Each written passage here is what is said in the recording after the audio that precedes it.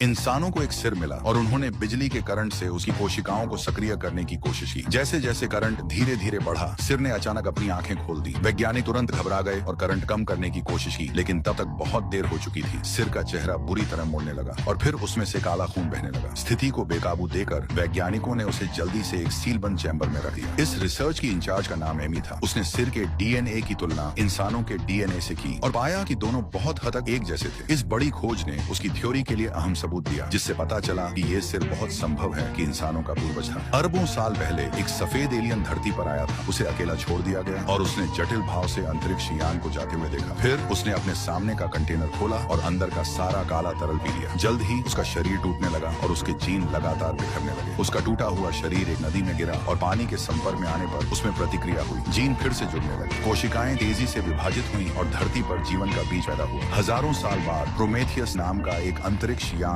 वैज्ञानिकों को लेकर गहरे अंतरिक्ष में गया। समूह हाइबरनेशन में चला गया। जहाज के रोज के कामकाज को बनाए रखने के लिए सिर्फ डेविड नाम का एक एंड्रॉइड बचा। 2 साल की यात्रा के बाद सभी आखिरकार अपनी मंजिल पर पहुंचे। डेविड ने उन्हें जगाया और एक होलोग्राफिक इमेज चलाई। पता चला कि इस मिशन को एक अमीर व्यापारी ने फंड किया था, जिसका मकसद इंसानों के निर्माताओं को ढूंढना था, जिन्हें इंजीनियर्स कहा जाता था। जैसे ही उन्होंने ग्रह पर कदम रखा, उन्होंने पाया कि यहाँ की पर्यावरण संरचना धरती से बहुत मिलती जुलती थी। जिमी को एक विशाल किला भी मिला, जो इंसानों द्वारा बनाया हुआ लग रहा था। किले में घुसने के बाद हवा सीधे सांस लेने लायक हो गई। हर कोई बेहद उत्साहित था, क्योंकि इसका मतलब था कि यहाँ इंसानों जैसा जीवन हो सकता है। जब सब जांच में व्यस्त थे, डेविड को एक अजीब पत्थर की पट्टिका मिली। उसने उसे यूं ही कुछ बार हिलाया और अचानक एक होलोग्राफिक इमेज चालू हो गई। दानवों का एक समूह पागलों की तरह अपनी जान बचाने के लिए भाग रहा था, जैसे किसी बेहद डरावनी चीज से बच रहे हों। एक दानव पीछे छूट गया और गिरते हुए पत्थर के दरवाजे से उसका सिर कुचल गया। हे भगवान चार्ली, हमें वो मिल गया। डेविड ने पत्थर की पट्टिका पर लिखे टेक्स्ट के आधार पर एक तंत्र चालू किया। दरवाजा धीरे धीरे खुला, जिसके पीछे एक संकरा कक्ष था। प्लेटफॉर्म पर एक अजीब इंसानी सिर की मूर्ति थी और उसके नीचे करीने से कंटेनर रखे हुए थे। हर कोई दानव के सिर से निपटने में व्यस्त था और सिर्फ डेविड ने देखा कि उन कंटेनरों से काला तरल रिस रहा था। इस पल कप्तान ने एक अकाल संदेश भेजा। एक बड़ा तूफान आने वाला था। हर कोई तुरंत वहां से निकला, लेकिन किसी ने ध्यान नहीं दिया कि डेविड ने चुके से एक कंटेनर अपने बैग में रख लिया। जब वे किले से बाहर निकले, तूफान आ चुका था। पीली रेत से आसमान भरा हुआ था। सब जान बचाकर भागे और आखिरकार अंतरिक्ष यान में वापस लौटे। डेविड ने वो कंटेनर खोला जो वो चुके से वापस लाया था और उसमें से कई छोटी हरी बोतलें निकाली। उसने धीरे से एक तोड़ी और उसकी उंगली पर काले तरल की एक बूंद आ गई। छोटी शुरुआत।